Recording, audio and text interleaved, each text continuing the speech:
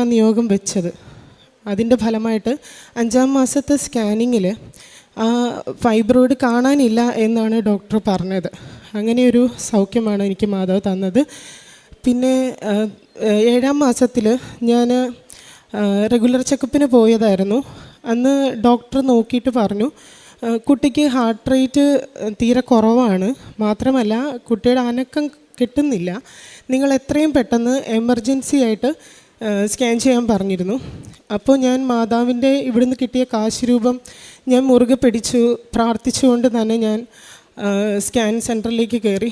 അവിടെ നിന്നപ്പോൾ ഡോക്ടർ നോക്കിയിട്ട് പറഞ്ഞത് യാതൊരു കുഴപ്പവും കാണുന്നില്ല, കുഞ്ഞിന് ഹാർട്ട് റേറ്റ് നോർമലാണ്, മാത്രമല്ല കുഞ്ഞ് വളരെ ആക്റ്റീവായി ഇരിക്കുന്നു എന്നാണ്.